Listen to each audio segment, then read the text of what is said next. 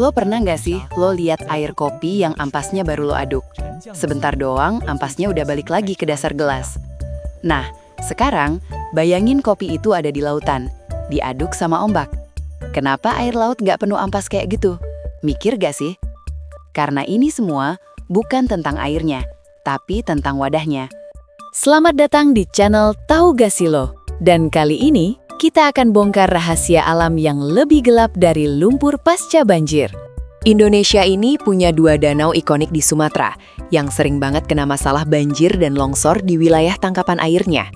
Kita bicara tentang Danau Toba di Sumatera Utara dan Danau Singkarak di Sumatera Barat.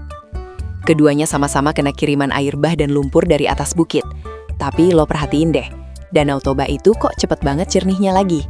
Gak sampai seminggu, airnya seolah gak pernah tersentuh lumpur. Sementara Singkarak kadang butuh waktu jauh lebih lama buat balik ke warna biru alaminya. Danau Toba itu adalah gelas B. Danau Singkarak adalah gelas A. Danau Toba itu danau vulkanik kaldera, yang kedalamannya bisa mencapai lebih dari 500 meter. Volume airnya, edan, mencapai lebih dari 1.250 km kubik. Ketika banjir datang dan membawa lumpur seberat ribuan ton, lumpur itu ibarat 1 sendok kopi tadi. Karena volume Toba yang masif, lumpur itu langsung terdilusi, tercampur dan diencerkan secara instan. Jadi, rahasia Toba itu ada di kedalamannya yang ekstrim dan volumenya yang gila.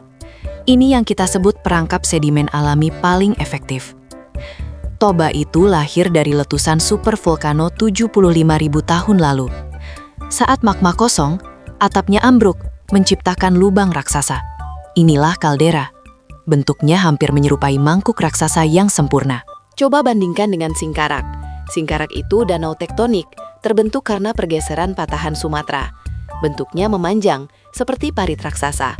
Kedalaman maksimumnya sekitar 268 meter, tapi rata-ratanya jauh lebih dangkal dari Toba.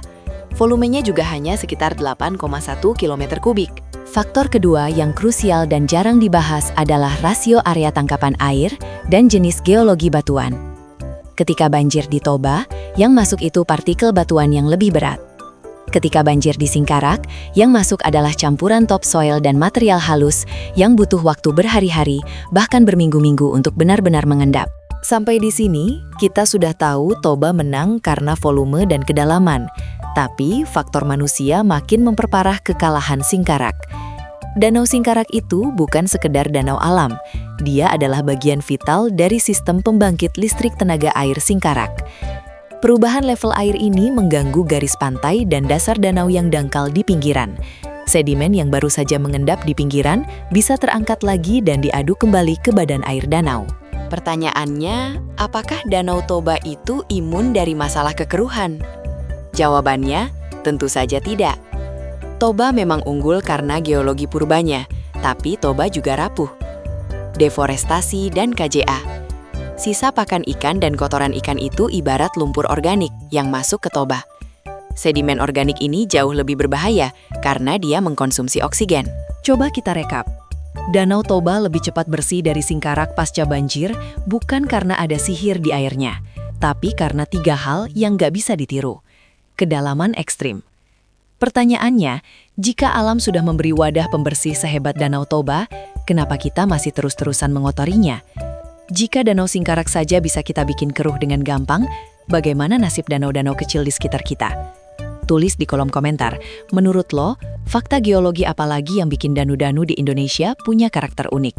Jangan lupa share dan subscribe ke Tahu Gak Sih Lo, biar kita bongkar terus rahasia-rahasia alam yang lebih mind-blowing lainnya. Sampai jumpa di episode berikutnya.